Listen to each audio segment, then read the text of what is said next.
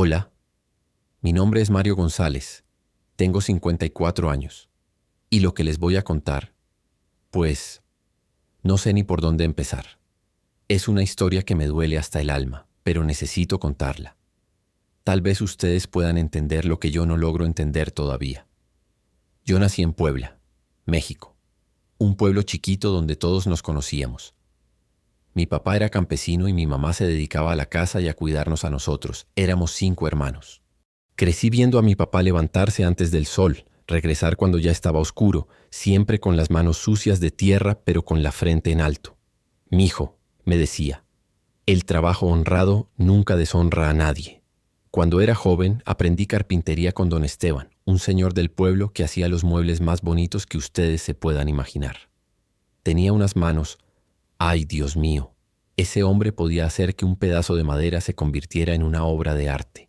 Yo me pasaba las tardes ahí, después de ayudar a mi papá en el campo, aprendiendo a usar las herramientas, sintiendo el olor de la madera recién cortada. A los 24 años me casé con Esperanza, una mujer hermosa, de ojos café y sonrisa que me derretía el corazón. Nos conocimos en una fiesta del pueblo, y desde el primer baile supe que ella iba a ser la madre de mis hijos. Tuvimos una boda sencilla, como todas en el pueblo, pero llena de alegría. Recuerdo que mi mamá lloró de felicidad cuando nos vio bailar. Los primeros años fueron los más felices de mi vida. Esperanza quedó embarazada pronto, y nació Diego, mi primer hijo. 2 años después llegó Sofía. ¡Ay, cómo los amé desde el primer momento! Diego tenía los ojos de su mamá, y Sofía tenía mi misma manía de querer tocar todo con las manos, como yo con la madera.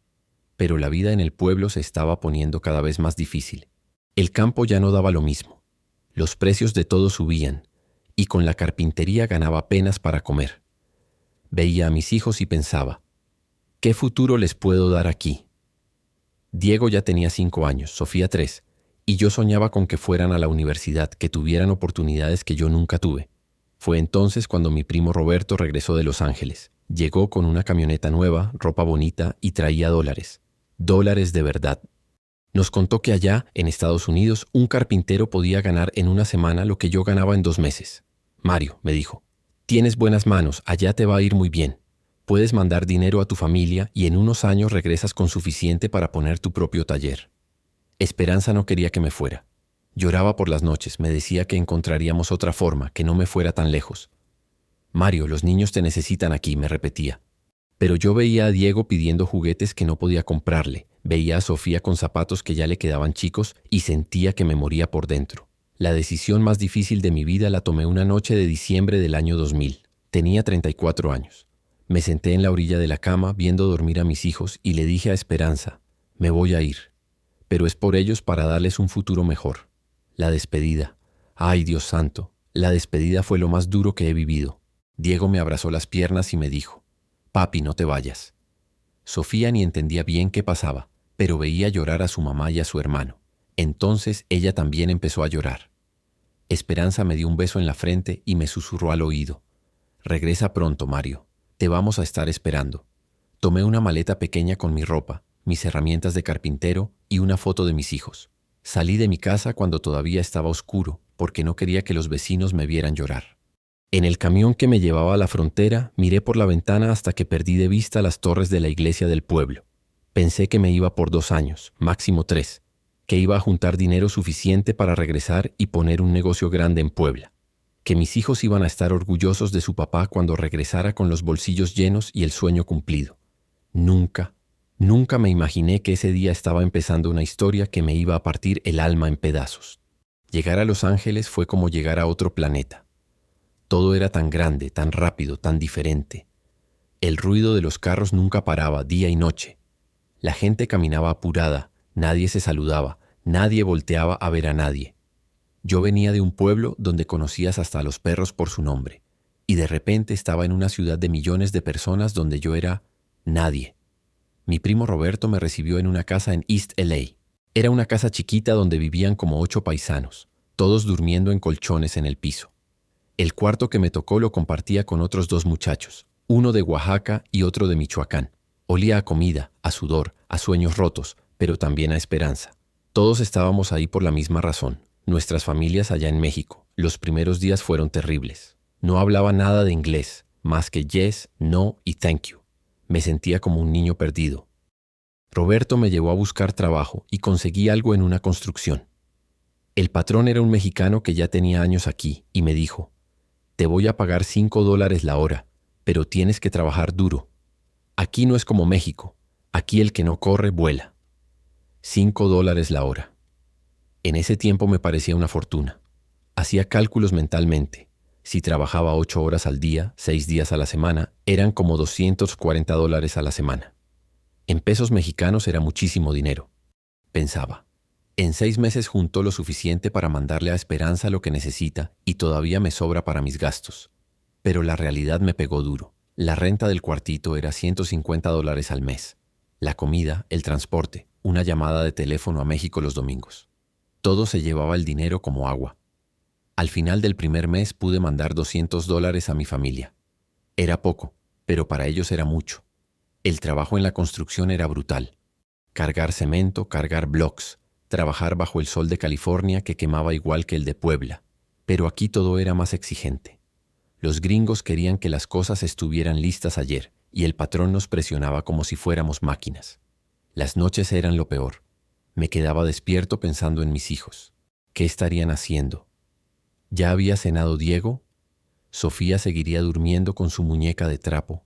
Esperanza me había dado el teléfono de la tienda de don Carlos en el pueblo y cada domingo yo caminaba hasta un teléfono público para llamar. «Papá, ¿cuándo regresas?», me preguntaba Diego siempre. Y yo siempre le contestaba lo mismo. «Pronto, mijo, muy pronto. Papá está trabajando para comprarles muchas cosas bonitas». Esperanza me contaba de la escuela de los niños, de que Diego ya sabía escribir su nombre completo, de que Sofía había empezado a hablar más y preguntaba por mí todos los días. «Te manda muchos besos», me decía Esperanza. «Dice que ya quiere que llegues para que le hagas una casita de muñecas». Después de 6 meses en la construcción, un paisano me contó que había trabajo de carpintero en una fábrica de muebles. Fui a ver, y cuando el jefe vio que sabía usar las herramientas, me contrató inmediatamente. Me iban a pagar $7 la hora. Yo pensé, ya estuvo, ya me acomodé. La carpintería aquí era muy diferente a la que aprendí con don Esteban. Allá hacíamos muebles uno por uno, con tiempo, con cariño. Acá todo era producción en serie, rápido, eficiente. Pero la madera seguía siendo madera, y mis manos seguían sabiendo qué hacer con ella. Con ese trabajo nuevo pude mandar $400 al mes a México. Esperanza estaba feliz. Me decía que con ese dinero podía comprarle ropa nueva a los niños, que Diego ya tenía zapatos deportivos como los de sus compañeros de la escuela, que Sofía tenía muñecas nuevas. Pero yo seguía viviendo como ermitaño. Trabajaba, comía, dormía, trabajaba otra vez. Los sábados por la noche algunos paisanos se iban a tomar cerveza, a escuchar música, pero yo prefería quedarme en la casa escribiendo cartas para mis hijos. Les compraba pequeños regalitos, carritos para Diego, pulseras para Sofía, y se los mandaba con paisanos que regresaban a México de vacaciones. Al final del primer año ya hablaba un poquito más de inglés y había ahorrado lo suficiente para mandarme a hacer una foto en un estudio profesional. Me vestí con mi mejor ropa y me tomé una foto para mandársela a mi familia. Quería que vieran que su papá estaba bien, que no había cambiado. Cuando llamé por teléfono para decirles que les había mandado la foto, Diego me dijo algo que se me quedó grabado para siempre. «Papá, en la escuela me preguntan por qué no tienes papá que vaya a las juntas. Yo les digo que sí tengo papá, pero que está trabajando muy lejos». Esa noche no pude dormir. Pensé, ya llevo 1 año aquí, 1 año sin abrazar a mis hijos, sin darle un beso de buenas noches a Sofía, sin ayudar a Diego con sus tareas. Pero también pensaba en los $4.200 que había mandado a México en esos 12 meses. Era más dinero del que había ganado en toda mi vida. 1 año más, me dije. Nada más 1 año más y regreso. Pero los años tienen una manera muy traicionera de convertirse en muchos años. Los años empezaron a pasar como páginas de un libro que no quería leer, pero que no podía dejar de leer tampoco. Cada día era igual al anterior. Despertar a las 5:30, desayunar rápido, tomar 2 camiones para llegar a la fábrica, trabajar 8 horas cortando madera, lijando, armando muebles que nunca iba a ver en una casa. Para el tercer año ya me habían subido el sueldo a $9 la hora. Era bueno, pero también sentía que cada dólar que ganaba me costaba un pedacito del alma. Los sábados por la tarde me sentaba en el parque cerca de la casa y veía a los papás jugando con sus hijos, empujando columpios, corriendo detrás de ellos, y me dolía el pecho como si me lo estuvieran apretando con una cuerda. Diego ya tenía 8 años cuando empezó a cambiar el tono de nuestras conversaciones telefónicas. Antes me platicaba todo: qué había aprendido en la escuela, con quién había jugado, qué había comido. Pero poco a poco se fue volviendo más callado. «Hola papá, aquí está mamá», me decía rápido, y le pasaba el teléfono a Esperanza. Sofía, mi niña, era la que más me partía el corazón. A los 5 años todavía me decía: «Papá, ven a jugar conmigo por teléfono», como si yo estuviera en el cuarto de al lado. «Ya voy, princesa», le contestaba yo. «Nada más termino un trabajito y ya voy». Esperanza me contaba después que Sofía se quedaba esperando junto a la puerta, preguntando cuándo iba a llegar papá. Las llamadas de los domingos se volvieron mi religión. No importaba si estaba enfermo, si tenía que trabajar, si llovía o hacía frío. Todos los domingos a las 2 de la tarde, hora de Los Ángeles, yo estaba parado frente a ese teléfono público en la esquina de la tienda del señor Raúl. Marcaba el número de la tienda de don Carlos en el pueblo, esperaba que él fuera a buscar a mi familia y entonces escuchaba las voces que me mantenían vivo. Pero con el tiempo, esas conversaciones también cambiaron. Al principio duraban media hora, 40 minutos. Cada quien me platicaba su semana. Después se volvieron de 20 minutos, luego de 10. Al final, Esperanza era la que más hablaba y los niños apenas me saludaban. «Están creciendo, Mario», me explicaba Esperanza cuando yo le preguntaba por qué Diego ya no me platicaba tanto. «Ya son más independientes, pero te extrañan, sí te extrañan». Yo mandaba dinero religiosamente. Cada mes, 500, 600, a veces hasta $700 cuando había trabajo extra los fines de semana. Era casi todo lo que ganaba. Yo vivía con lo mínimo: arroz, frijoles, tortillas y de vez en cuando un pedacito de carne. Mi ropa era la misma que había traído de México, no más que cada vez más vieja. Los paisanos de la casa me decían: «Mario, sal, diviértete, conoce muchachas. La vida no nada más es trabajar». Pero yo no podía. Sentía que si me divertía, si gastaba dinero en mí, les estaba robando a mis hijos. Cada dólar que no mandaba a México era un dólar menos para los zapatos de Sofía, para los útiles de Diego. En las noches, cuando todos ya estaban dormidos, me quedaba despierto viendo las fotos de mis hijos que tenía pegadas junto a mi colchón.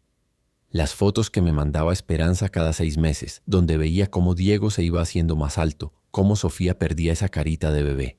En una foto Diego ya me llegaba al hombro a Esperanza. «¿Cuándo creció tanto?», pensaba yo. Las cartas que les escribía se volvieron mi escape. Les contaba de Los Ángeles, pero siempre pensando en que algún día íbamos a venir juntos. «Cuando regresen conmigo vamos a ir a Disneyland», les escribía. «Vamos a conocer el mar, van a ver lo grande que es». Siempre hablaba de cuando vengan o cuando regrese, nunca de sí. El 4.º año fue cuando empecé a sentir una tristeza rara, como si se me estuviera olvidando quién era. En el trabajo ya me conocían como Mario el carpintero, un tipo callado y trabajador. Mis compañeros no sabían nada de mi vida en México, de mis hijos, de los sueños que me habían traído hasta acá. Una vez, un compañero gringo me invitó a una carne asada en su casa. Fui y vi a toda su familia, su esposa, sus 2 hijos, sus papás, todos juntos, riéndose, jugando en el jardín. El hijo más chico, que tendría la edad de Sofía, se subió a los brazos de su papá y le dio un beso en la mejilla. Me disculpé, salí al baño y lloré como no había llorado desde que llegué a Los Ángeles. Lloré por Diego, que ya tenía 9 años, y yo no sabía si le gustaba el fútbol o las caricaturas. Lloré por Sofía, que a los 7 años seguramente ya sabía escribir cartas, pero yo nunca había visto su letra. Esa noche llamé a México aunque no fuera domingo. «Esperanza», le dije, «creo que ya es hora de que regrese. Ya son 4 años, ya es suficiente».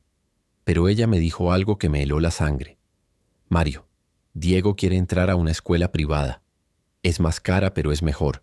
Y Sofía necesita aparatos en los dientes. Si regresas ahora, ¿cómo vamos a pagar todo eso?». Tenía razón.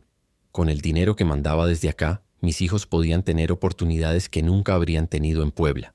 Pero también cada día que pasaba aquí era un día menos que tenía para ser su papá. «Un año más», le dije. «Nada más un año más y ya regreso para quedarnos». Esa fue la primera vez que dije un año más.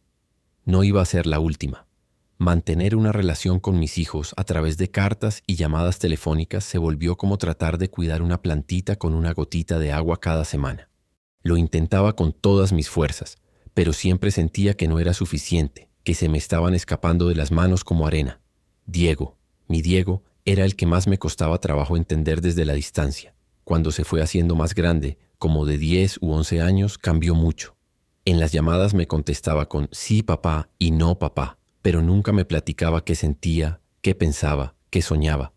Esperanza me decía que era normal, que los niños se vuelven así cuando crecen, pero yo no me lo creía del todo. Un día se me ocurrió preguntarle qué quería hacer cuando fuera grande. No sé, me contestó. ¿Te gusta la carpintería? ¿Quieres que te enseñe cuando regrese? Le pregunté. No sé, papá. A lo mejor. Su voz sonaba tan lejana, tan fría, que sentí como si me hubiera dado una cachetada. Con Sofía era diferente. Mi niña seguía siendo cariñosa conmigo, pero de una manera que me rompía el corazón. Me mandaba dibujitos por correo, dibujos de una casita con una mamá, un niño, una niña, y a veces había un señor muy pequeñito a un lado con las palabras «Mi papá en Estados Unidos» escritas con su letra de niña. Cuando cumplió 8 años, le mandé una muñeca preciosa que compré en una tienda de juguetes de Los Ángeles. Me gasté como $50 en esa muñeca, que era mucho dinero para mí en ese tiempo, pero quería que tuviera algo especial. Esperanza me contó por teléfono que Sofía había llorado cuando la recibió. ¿Lloró de felicidad?, le pregunté. No, Mario, me dijo Esperanza muy bajito. Lloró porque dijo que prefería que tú estuvieras aquí que tener la muñeca. Esas palabras se me clavaron como una espina que nunca pude sacarme. Traté de ser creativo para mantener la conexión. Les mandaba cassettes grabados con mi voz contándoles cuentos, cantándoles las canciones que les cantaba cuando eran pequeñitos. En uno de esos cassettes les grabé toda la historia de El Patito Feo, con diferentes voces para cada personaje. Me tardé como 3 horas grabándolo, repitiéndolo hasta que me saliera perfecto. Diego me mandó una carta, una de las pocas que me escribió, diciéndome que ya estaba muy grande para cuentos, pero que el cassette se lo había gustado mucho a Sofía. Esa carta la tengo todavía, guardada en una caja de zapatos junto con todas las fotos y cartas que me mandaron durante esos años. Para Navidad y cumpleaños yo me volvía loco buscando regalos perfectos. Caminaba por las tiendas de Los Ángeles preguntándome qué les gustaría a unos niños que cada 6 meses eran diferentes en las fotos. Para Diego, compraba carritos, legos, pelotas de fútbol. Para Sofía, muñecas, libros de colorear, vestiditos bonitos. Pero los regalos eran como mensajes en botellas tiradas al mar. No sabía si realmente les gustaban, si los usaban, si se acordaban de mí cuando los veían. Esperanza siempre me decía, les encantaron, Mario, muchas gracias. Pero yo sabía que lo decía para no hacerme sentir mal. Lo que más me dolía era perderme sus momentos importantes. Cuando Diego hizo su primera comunión, Esperanza me mandó fotos de la ceremonia. Ahí estaba mi hijo, tan guapo con su traje blanco, sonriendo al lado del padrino que había escogido, mi hermano Carlos. Yo debería haber estado ahí. Yo debería haber sido el que estuviera orgulloso a su lado en las fotos. Cuando Sofía perdió su primer diente, me llamó toda emocionada para contármelo. Papá, se me cayó un diente y me duele, pero mamá dice que el ratón de los dientes me va a traer dinero. Yo le dije que me mandara el dientito por correo para que yo se lo entregara al ratón de Los Ángeles, para que le trajera dólares en lugar de pesos. Se emocionó tanto con la idea, pero después Esperanza me dijo que mejor no, que el diente se podía perder en el correo. Los festivales escolares, las obras de teatro, los partidos de fútbol de Diego, las clases de baile de Sofía, todo eso pasaba sin mí. Esperanza trataba de contármelo por teléfono, pero ¿cómo se le cuenta a alguien el orgullo que sientes cuando tu hijo dice su línea perfecta en una obra de teatro? ¿Cómo le describes la cara de concentración de tu hija cuando está aprendiendo un paso de baile nuevo? En el 5º año, Diego empezó la secundaria. Ya no quería hablar conmigo por teléfono casi nada. Está en la edad difícil, me decía Esperanza. Ya sabe, los niños a esta edad se avergüenzan de todo. Pero yo sabía que no era solo la edad. Yo sabía que Diego se estaba acostumbrando a vivir sin papá. Una vez traté de llamar en su cumpleaños número 13, pero Diego no se puso al teléfono. Esperanza me dijo que estaba con sus amigos, que después me hablaría. Nunca me habló. Sofía seguía siendo mi conexión más fuerte, pero también ella empezaba a cambiar. A los 10 años ya no me mandaba dibujos tan seguido. Sus conversaciones por teléfono se volvieron más cortas. Papá, ¿cuándo vienes? Seguía siendo su pregunta, pero ya no sonaba como cuando era chiquita. Ahora sonaba cansada, resignada. Yo seguía prometiendo que pronto, que muy pronto iba a regresar. Pero los años pasaban y pronto se convirtió en una mentira que me dolía cada vez más decir. Al final del 6.º año me di cuenta de algo terrible. Mis hijos me estaban olvidando. No completamente, pero sí se estaban acostumbrando a vivir sin mí. Y lo peor de todo era que tal vez eso era lo mejor para ellos. Esa realización me dolió más que toda la soledad, más que todo el cansancio, más que todas las noches de insomnio juntadas.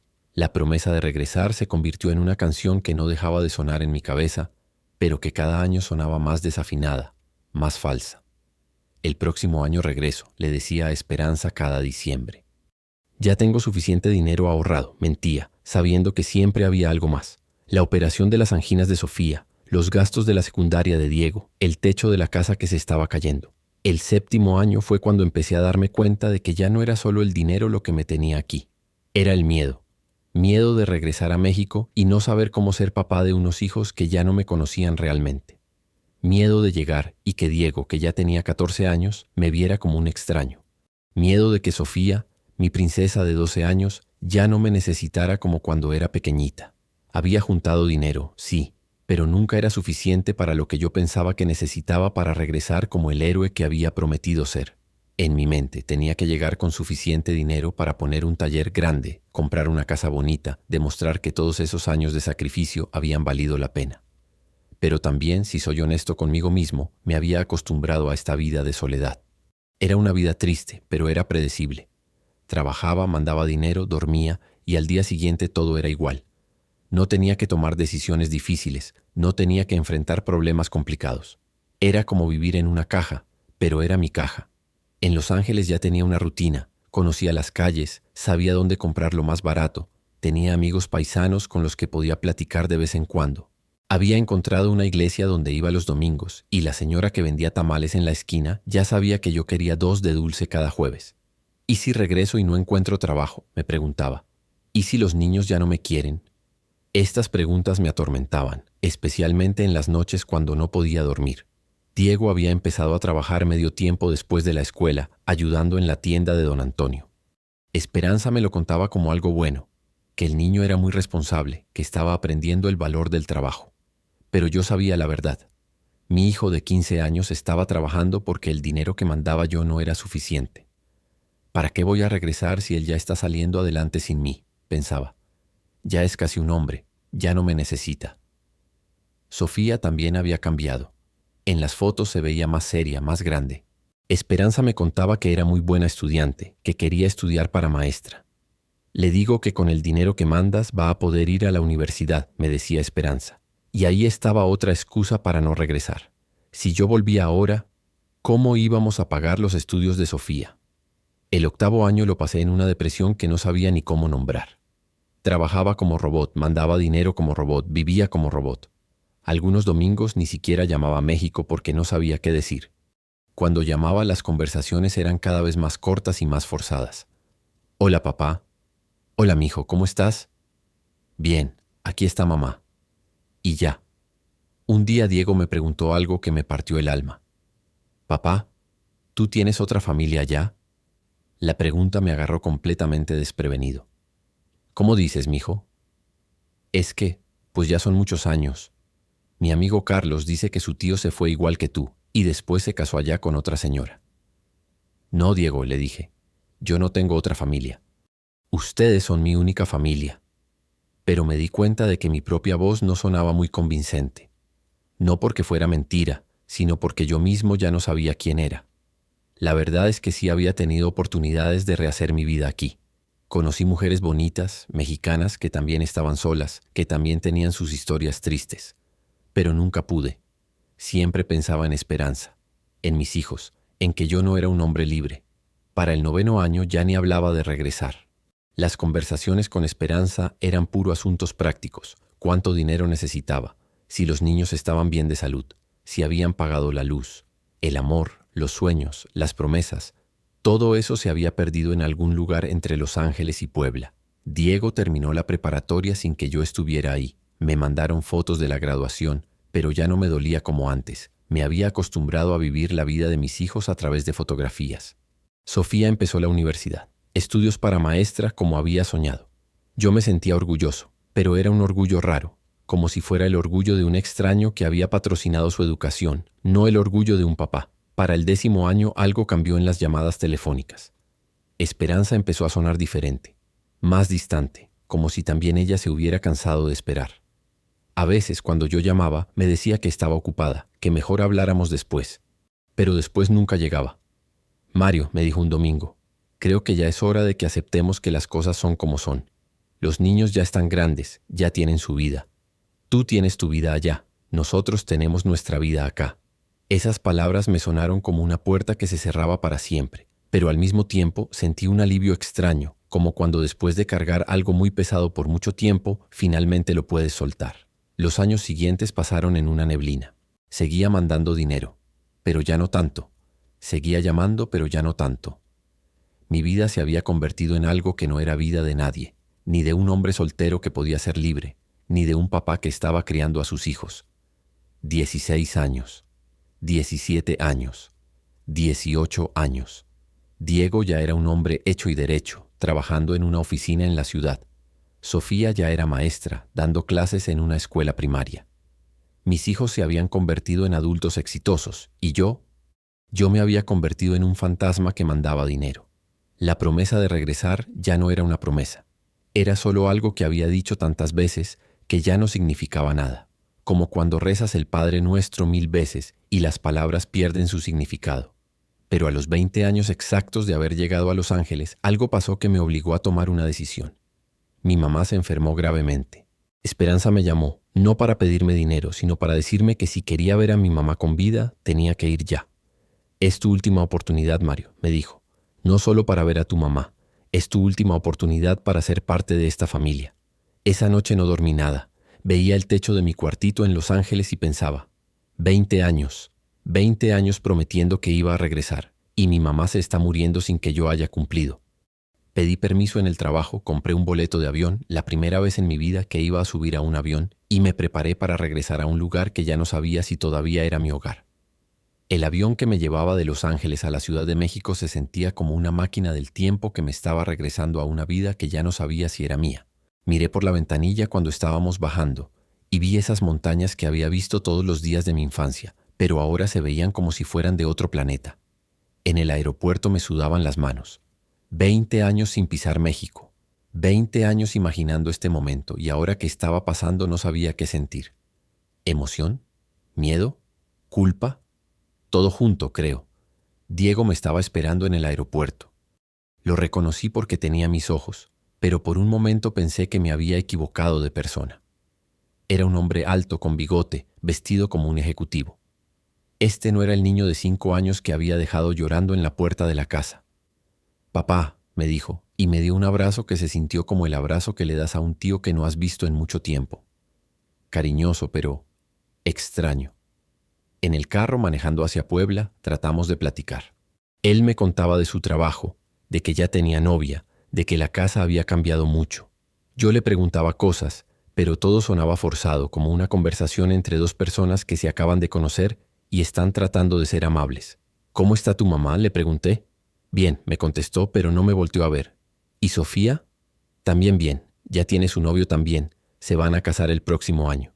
Mi hija se iba a casar y yo ni sabía que tenía novio serio. Sentí como si me hubieran dado un golpe en el estómago. Cuando llegamos al pueblo, todo se veía más chiquito de como lo recordaba. Las calles que en mi memoria eran grandes ahora parecían callecitas angostas. La iglesia que en mis recuerdos era enorme, ahora se veía normal. ¿El pueblo había cambiado o había cambiado yo? La casa, ay Dios mío, la casa. Era la misma casa, pero se veía más bonita. Tenían rejas nuevas, pintura nueva, un jardincito en el frente que no estaba cuando yo me fui. Todo hecho con el dinero que había mandado durante esos 20 años. Esperanza salió a recibirme. Seguía siendo hermosa, pero era una belleza diferente, más madura, más seria. Me dio un beso en la mejilla y me dijo, «Qué bueno que ya llegaste». Nada más. No, qué bueno que regresaste, o te extrañé mucho. Solo qué bueno que ya llegaste, como si hubiera llegado de hacer un mandado. Sofía llegó en la noche. Cuando la vi bajar del carro sentí que el corazón se me iba a salir del pecho. Era una mujer hermosa, elegante, con los ojos de su mamá pero con mi sonrisa. Se acercó, me abrazó y lloró un poquito. Papá, me dijo, por fin llegaste. Pero hasta ese momento bonito se sintió raro, como si estuviéramos actuando una escena de una película. La primera cena juntos fue la cosa más incómoda de mi vida. Estábamos los cuatro en la mesa, la misma mesa donde habíamos cenado miles de veces cuando Diego y Sofía eran chiquitos, pero parecía que no nos conocíamos. Ellos platicaban entre sí de cosas que yo no entendía, nombres de personas que no conocía, lugares del pueblo que eran nuevos, chistes familiares de los que yo no había sido parte. Yo trataba de participar en la conversación, pero todo lo que decía sonaba fuera de lugar. ¿Y cómo está don Esteban?, pregunté, acordándome del señor que me había enseñado carpintería. Se hicieron un silencio raro. Papá, me dijo Sofía muy despacio, don Esteban murió hace como 10 años. 10 años. Había muerto hace 10 años y yo no sabía. Nadie me había dicho. Esa noche me quedé en mi antigua habitación. Esperanza había preparado la cama de visitas, como si yo fuera, bueno, una visita. Me quedé despierto hasta muy tarde, escuchando los sonidos del pueblo que había extrañado tanto, pero que ahora se sentían ajenos. Los siguientes días fueron una mezcla de alegría y tristeza que no sabía cómo manejar. Diego me llevó a conocer su oficina. Me presentó con sus jefes como mi papá, que vive en Estados Unidos. Sofía me llevó a ver la escuela donde trabajaba, y sus compañeras maestras me trataron con mucha amabilidad, pero siempre con esa sonrisita que decía, «Ah, tú eres el papá que se fue». Pero lo que más me dolía era que mis hijos me trataban con mucho respeto, demasiado respeto, como si yo fuera un señor mayor al que había que cuidar y atender, pero no como si fuera su papá. No había esa confianza, esa intimidad que debe haber entre un papá y sus hijos. Una tarde Sofía me estaba enseñando fotos de todos los años que me había perdido.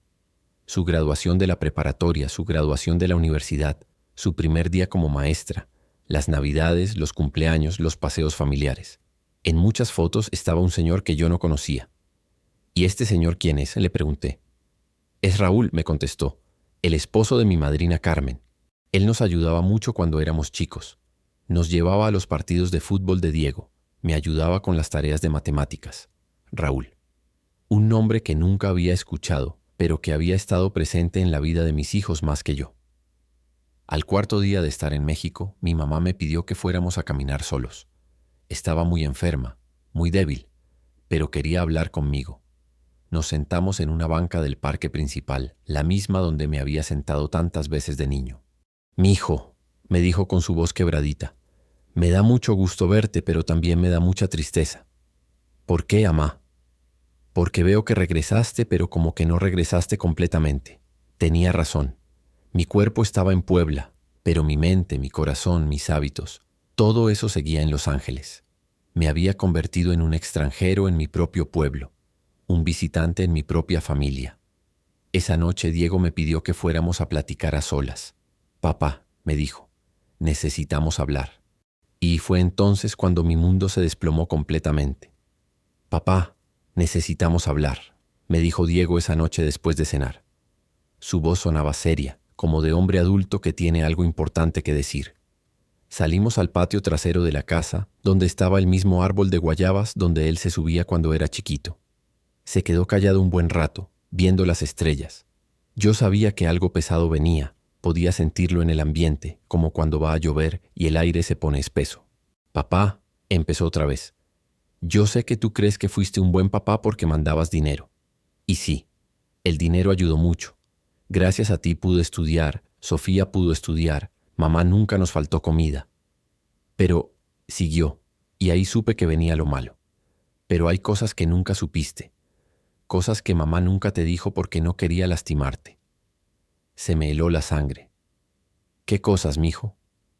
«Papá, las cartas que nos mandabas. Mamá no siempre nos las daba».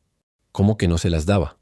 «Al principio sí. Los primeros años sí nos leía tus cartas, nos enseñaba las fotos que mandabas, nos daba los regalos. Pero después las guardaba. ¿Las guardaba por qué?»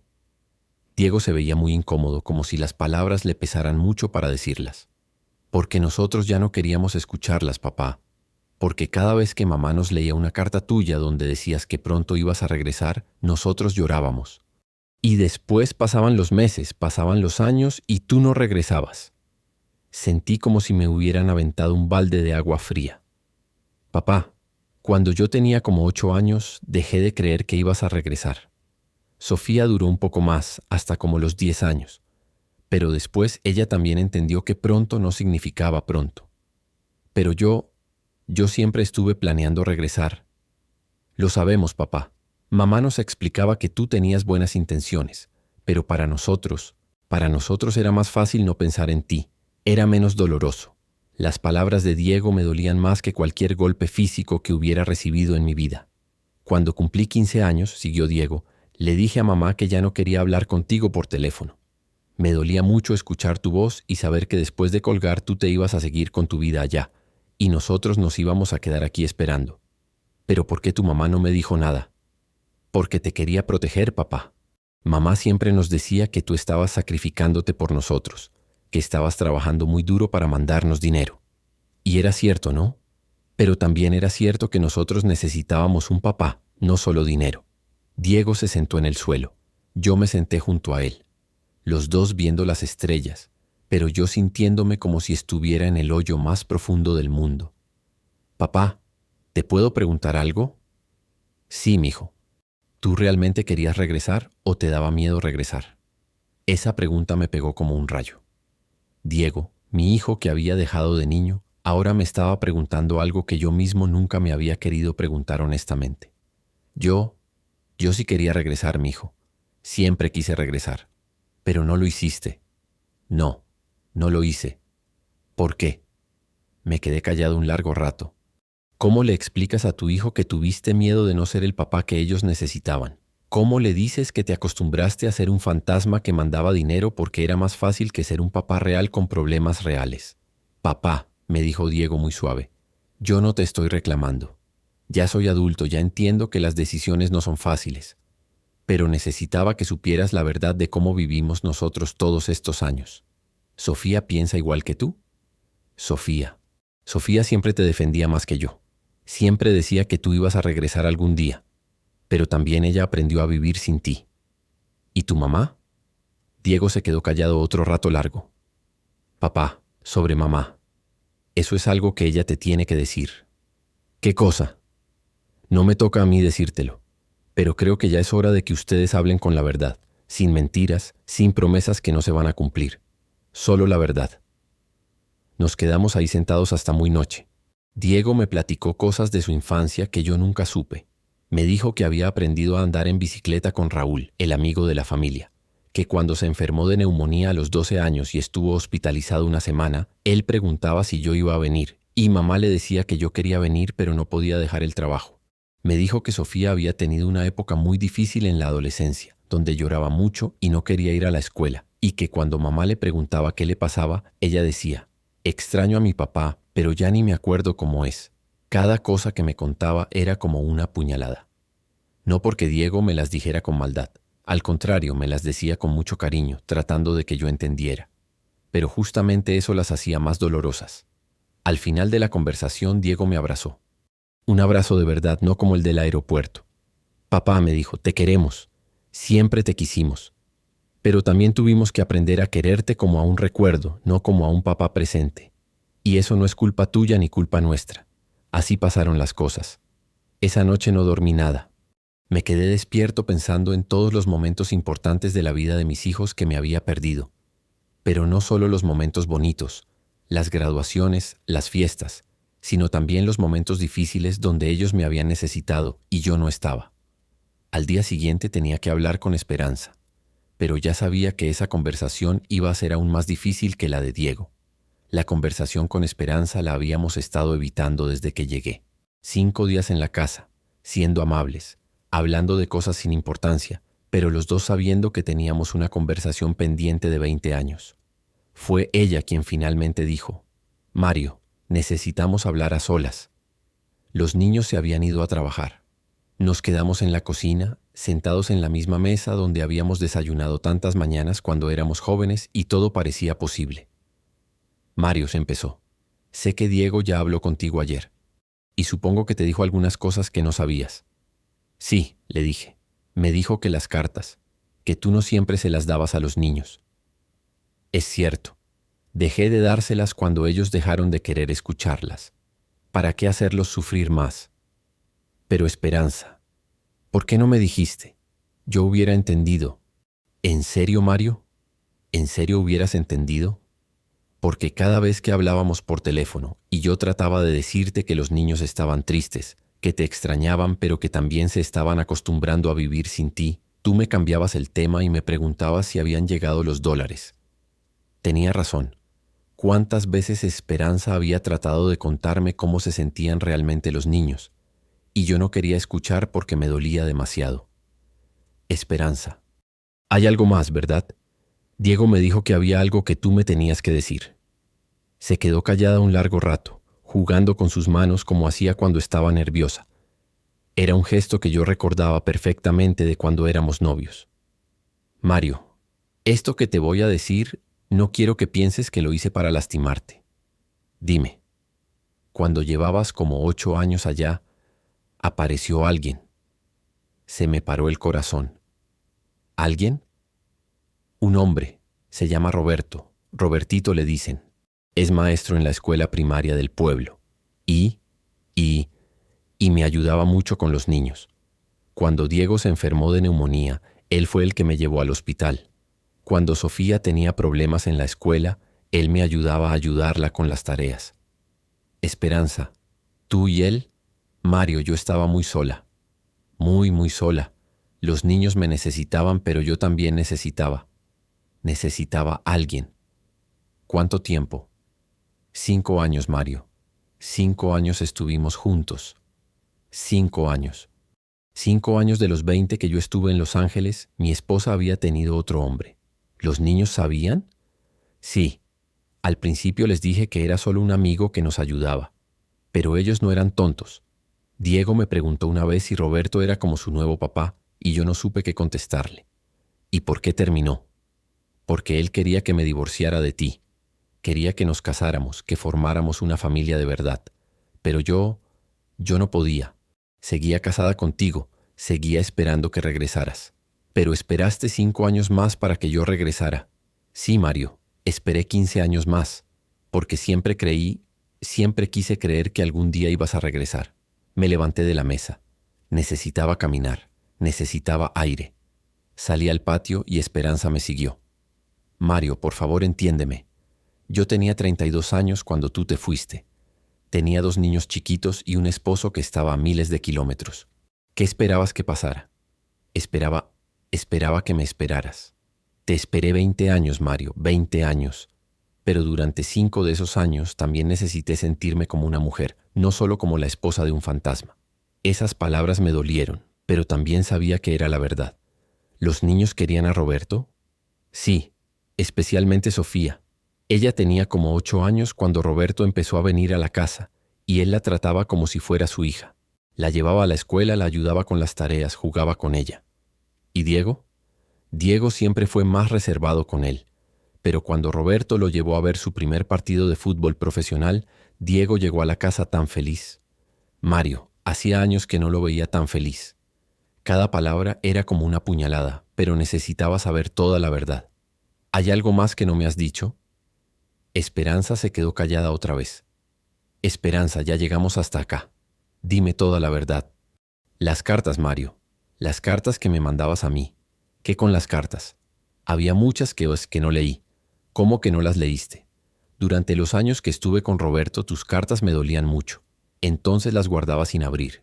Tengo una caja llena de cartas tuyas que nunca leí. ¿Me mandaste cartas que nunca leíste? Sí, Mario, porque leerlas me hacía sentir culpable. Y yo necesitaba seguir con mi vida. Los niños necesitaban que yo siguiera con mi vida. Me senté en el suelo del patio. Sentía que el mundo se me estaba cayendo encima. Esperanza se sentó junto a mí. Mario, me dijo muy bajito, nunca dejé de quererte. Incluso durante los años con Roberto, una parte de mí seguía esperando que regresaras. Por eso terminé con él, porque cuando me pidió que me divorciara de ti, me di cuenta de que no podía, porque todavía tenía esperanza. Pero los niños crecieron viendo a Roberto como una figura paterna. Sí, y eso también fue mi culpa, Mario, porque yo quería que tuvieran una figura paterna, aunque no fueras tú. Nos quedamos ahí sentados hasta que oscureció, llorando los dos, abrazados, pero también sabiendo que algo se había roto para siempre entre nosotros. Esa noche entendí que no había regresado a casa. Había regresado a un lugar que una vez fue mi casa, con personas que una vez fueron mi familia, pero que durante 20 años habían aprendido a vivir sin mí. Y lo más doloroso de todo era que no podía culparlos, porque tenían derecho a ser felices, tenían derecho a seguir con sus vidas, tenían derecho a no esperarme para siempre. Pero eso no hacía que doliera menos. Los días que siguieron después de esa conversación con Esperanza fueron los más confusos de mi vida. Por las mañanas me levantaba y por un momento olvidaba dónde estaba, olvidaba todo lo que había pasado. Pero después la realidad me pegaba como agua fría. Estaba en mi casa, pero no era mi casa. Estaba con mi familia, pero no era mi familia. Todo había cambiado y el que más había cambiado era yo. Mi mamá se dio cuenta de que algo pasaba. Una tarde me pidió que me sentara con ella en su cuarto. «Mijo», me dijo con esa sabiduría que tienen las mamás, «veo que estás sufriendo mucho». «Sí, mamá, estoy sufriendo». «¿Por qué?» «Porque las cosas no son como pensabas que iban a ser». «Exactamente. Mario, mi hijo querido, tú te fuiste hace 20 años. ¿En serio pensabas que todo iba a estar igual cuando regresaras?» Tenía razón, pero eso no hacía que doliera menos. «Amá, siento que todo lo que hice fue inútil. Mandé dinero, me sacrifiqué, viví como monje 20 años. ¿Y para qué? Mis hijos aprendieron a vivir sin mí. Mi esposa tuvo que buscar a otro hombre. ¿Para qué sirvió todo esto?» Mi mamá me tomó la mano con sus manos arrugaditas, pero todavía cariñosas. «Mario, ¿tus hijos pudieron estudiar?» «Sí». «¿Tienen una casa bonita?» «Sí». ¿Nunca les faltó comida?» «No, nunca». «¿Sofía va a ser maestra?» «Sí». ¿Diego tiene un buen trabajo?» «Sí». Entonces no fue inútil, mijo. Lo que pasa es que tú pensabas que el amor se demuestra solo con abrazos y besos, pero también se demuestra trabajando duro para que los hijos tengan oportunidades. Pero mamá, ellos me necesitaban aquí. Sí, te necesitaban aquí, pero también necesitaban oportunidades. Y tú no podías darles las dos cosas. Tuviste que escoger. Escogí mal. No escogiste mal, Mario. Escogiste como pudiste, con la información que tenías en ese momento. Cualquier papá en tu lugar hubiera hecho lo mismo. Las palabras de mi mamá me consolaron un poquito, pero el dolor seguía ahí. Los siguientes días traté de acercarme más a Diego y a Sofía. Con Sofía fue más fácil. Ella siempre había sido más cariñosa, más dispuesta a perdonar. Me llevó a conocer la escuela donde trabajaba. Me presentó a sus alumnos como mi papá que vive en Estados Unidos. Los niños me miraban con curiosidad. Una niñita me preguntó: «Maestro Mario, ¿por qué vive tan lejos de la maestra Sofía?» Y yo no supe qué contestar. Con Diego fue más difícil. Él era amable conmigo, me llevaba a conocer lugares, me platicaba de su trabajo, pero siempre había como una barrera invisible entre nosotros. Como si fuéramos conocidos que se llevaban bien, pero no padre e hijo. Un día le pregunté: «Diego, ¿me puedes perdonar?» «¿Perdonarte qué, papá?» «Por no haber estado aquí, por haberte dejado crecer sin papá». Diego se quedó pensando un buen rato. «Papá, yo no tengo nada que perdonarte. Tú tomaste la decisión que creías correcta. Y además sí tuve papá». «¿Roberto?» «No, papá, a ti. Tú fuiste mi papá, diferente a la distancia, pero fuiste mi papá. Roberto fue como un tío muy querido que nos ayudó mucho, pero mi papá eres tú». Esas palabras me hicieron llorar como niño. «Pero Diego, yo no estuve en tus momentos importantes». «No, no estuviste físicamente, pero estuviste de otras maneras. Cuando me gradué de la universidad, mamá me dio una carta tuya que había guardado desde que yo tenía 15 años. En esa carta me decías que estabas muy orgulloso de mí, que sabías que iba a ser un hombre de bien. Leí esa carta en mi graduación y sentí que sí estabas ahí conmigo». «¿En serio?» «En serio, papá. Todos estos años mamá nos iba dando tus cartas en momentos especiales.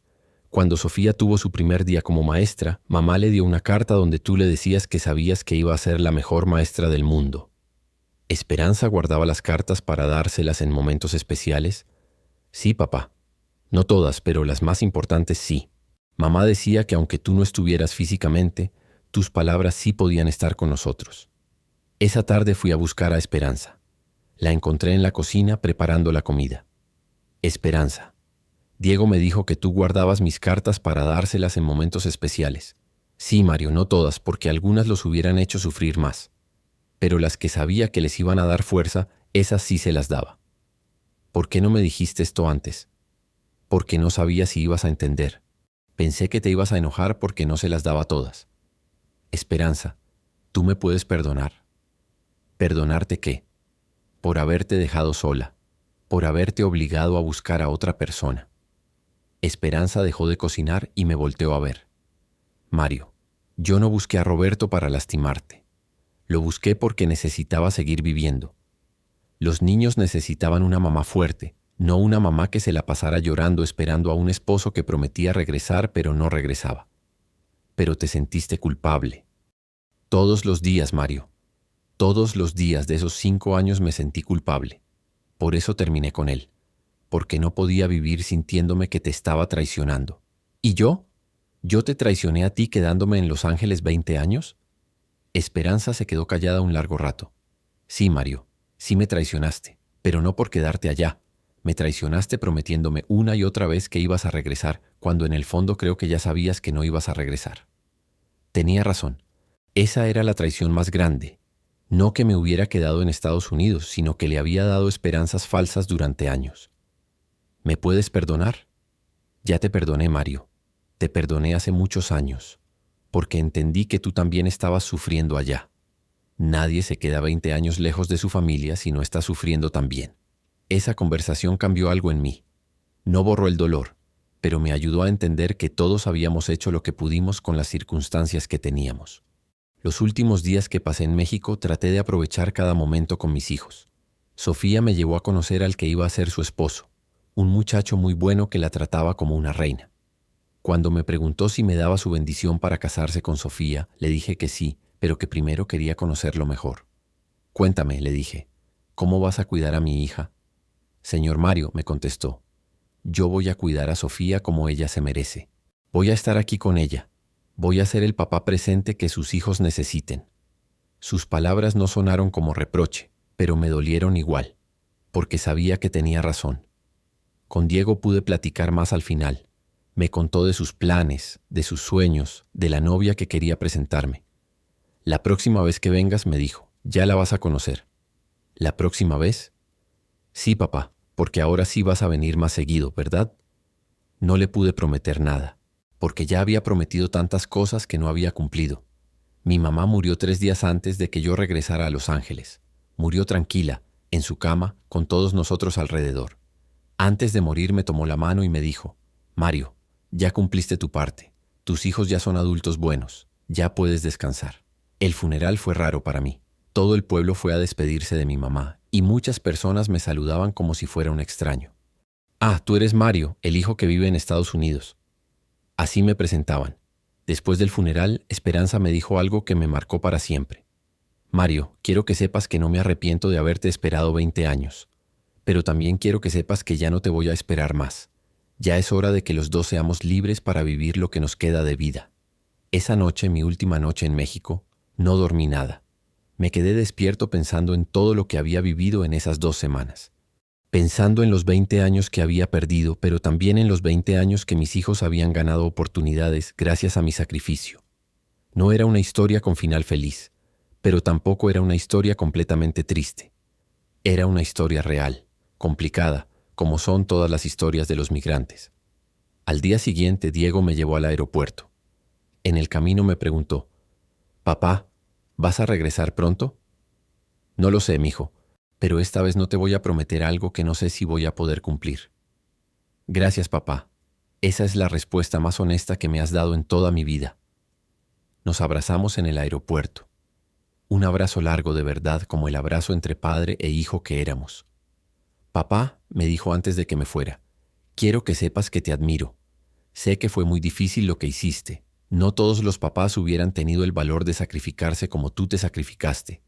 Esas fueron las últimas palabras que escuché de mi hijo antes de regresar a Los Ángeles. Aquí estoy otra vez, en Los Ángeles, en el mismo cuartito donde he vivido estos 20 años.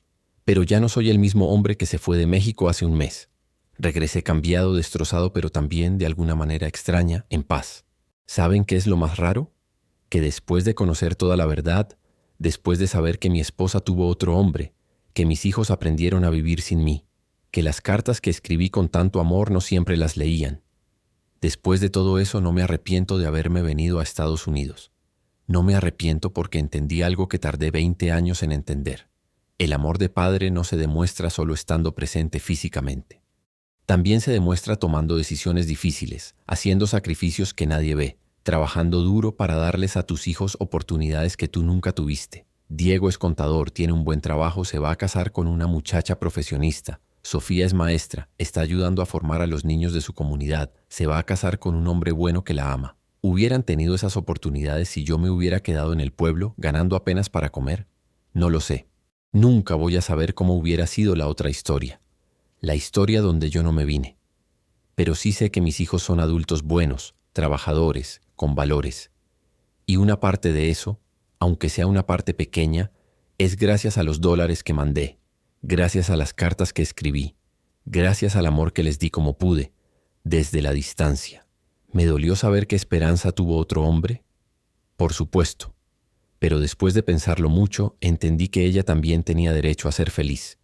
Tenía derecho a no esperarme para siempre. Y lo más importante, ella necesitaba ayuda para criar a nuestros hijos, y Roberto estuvo ahí cuando yo no pude estar.